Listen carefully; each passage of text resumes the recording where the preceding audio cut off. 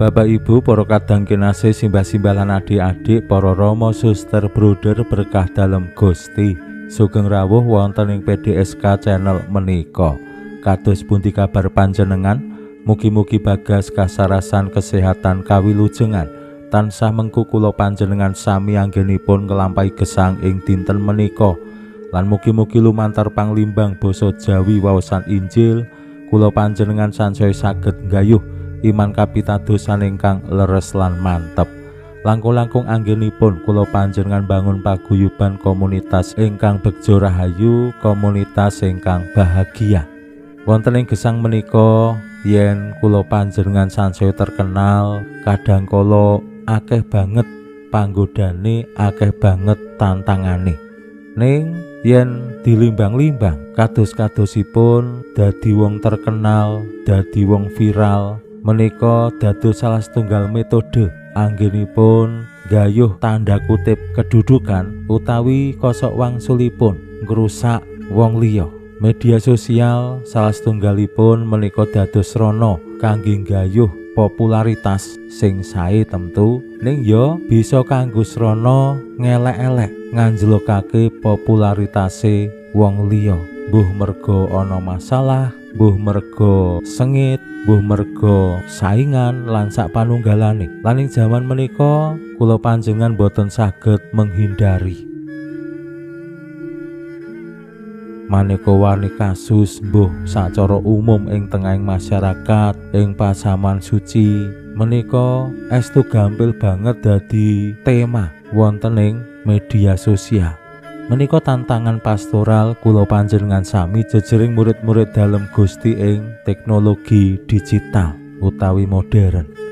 Gusti Yesus rikala semanten nggih sengaja menapa boten populer ing tengahing masyarakat Yahudi. Lan menika tumraping saperangan tiyang dados perkawis. Merga situasi politik ing Yahudi rikala semanten pancen bebayani, merga dijajah dening Romawi. Saengga yen wonten pergerakan-pergerakan ing tengahing masyarakat, menika saged-saged kaanggep badhe memberontak. Yen wonten situasi sing ngarah pemberontakan, saged-saged ugi pemerintahan Romawi terus numpes menghancurkan bangsa Yahudi, termasuk aset-aset keagamaan mirungganipun nggih padaleman suci. Rikala Gusti Yesus sansaya populer lan tumraping para pangareping bangsa lan agama Yahudi, Gusti Yesus tanda kutip sakarepe dhewe tumraping angger-angger kados angger-angger sabat, Gusti Yesus malah duwe pemanggih liya. Menika mengkhawatirkan. Gusti Yesus bisa-bisa dadi sumbering perkara tumraping nasibing masyarakat Yahudi sacara umum. Mila para pangareping bangsa Yahudi lajeng gadhahi niat sing boten sae badhe nyingkirake Gusti. Kados pundi anggenipun Gusti lajeng nanggapi? Monggo kita pirengaken sabda dalem Gusti ing dinten menika lan kita wiwiti kanthi sembahyang sawetawis. Konjo ing asma dalem Yang Rama saha Yang Putra tuwin Yang Roh Suci. Amin.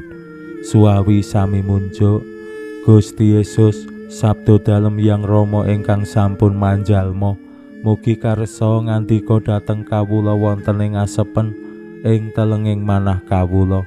Kabikao kegiatan lan panglipur ingkang manjing ing sabda dalem kapenuwana kawula mawi ra ing kawicaksanan dalem. Mugi-mugi srana anggen kawula maos lan mirengaken sabda dalem kawula sansaya nunggil ing sampeyan dalem. Amin.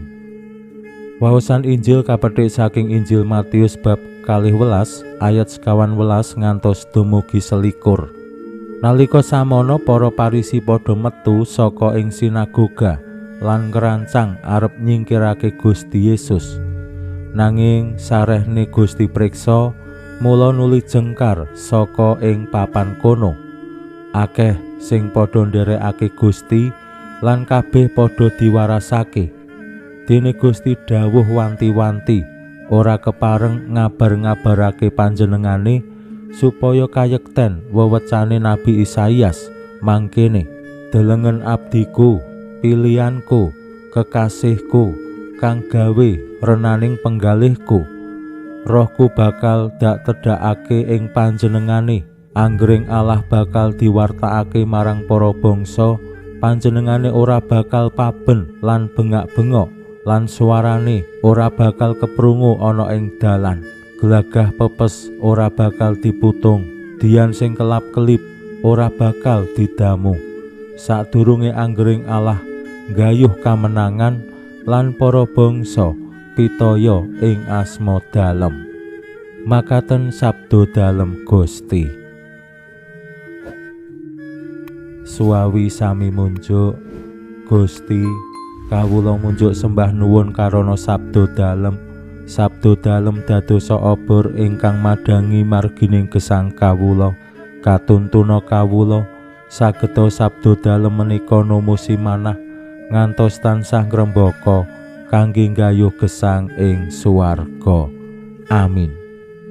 Bapak Ibu para kadang kinasih simbah-simbah lan adik-adik, nanggapi situasi kawontenan sing boten sae utawi boten mendukung tumrap pelayanan pastoralipun Gusti Yesus, awit sampun wiwit cengkah utawi nggih paben kalian para pangareping agama Yahudi mirungganipun para Parisi, Gusti lajeng sumingkir. Mila menika nggih saged dados tulodo tumraping kula panjenengan. Kadangkala ing jaman kula panjenengan menika yen ana wong gawe masalah karo awake dhewe mung meneng wae utawa menghindar utawa nyingkir, kaanggep ora jantan, imbas-imbis lan sapanunggalane. Lajeng nggih ngremehake martabat lan gengsine awake dhewe yen awake dhewe sumingkir.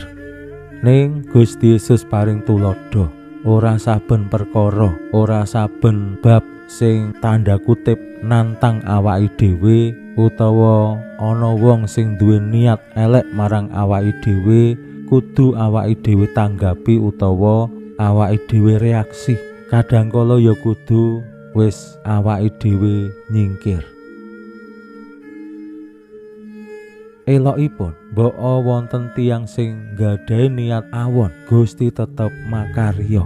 Ora mung delik, ora mung terus mutung utawa wegah ngopo-ngopo, ning Gusti tetep makarya tanpa diwartak-wartakake. Nah menika sing kula kinten luar biasa. Awake dhewe yen ngelingi pelayanan ing pasamuan suci, kadangkala panggodane ya soal gengsi, soal jeneng, soal popularitas lan sapanunggalane. Pelayanan ing pasamuan kadangkala ya dibumboni rasa pengin sukses, pengin terkenal, disubya-subya lan maneka warni ambisi sing kadangkala malah boten ngetingalake pangabdi marang Gusti. Saengga yen awake dhewe ngrasakake kangelan ana ing pelayanan, mbuh merga ramane sing kikrik, yen ngajokke proposal kok dingel-ngel, kudu revisi lan sapanunggalane, utawa kudu gawe LPG, utawa kok jenengku ora disebut. Nah menika awake dhewe terus kuciwa, terus mutung, terus ngilang. Gusti Yesus paring tulodo, makarya wonten ing pakaryan dalem Allah ora kudu populer, ora kudu dikenang lan dikenal, ning Gusti kanthi sesideman, kanthi prasaja tetep ya makarya mbok ora akeh wong ngerti, ora akeh wong ngucapake selamat utawa ndukung lan sapanunggalane. Mugi-mugi kula panjenengan sami sansaya saged dados pribadi-pribadi sing estu wantun, gesang lan ngabdi sacara prasaja lan setya. Pinuji Allah sakmenika sarta ing salami-laminipun. Salam sehat, salam bahagia, salam katentreman, lan mugi-mugi lumantar panglimbang dinten menika kula panjenengan tansah jinangkung ing berkah dalem Gusti ingkang Maha Kuwasa, Hyang Rama, saha Hyang Putra, tuwin Hyang Roh Suci. Amin.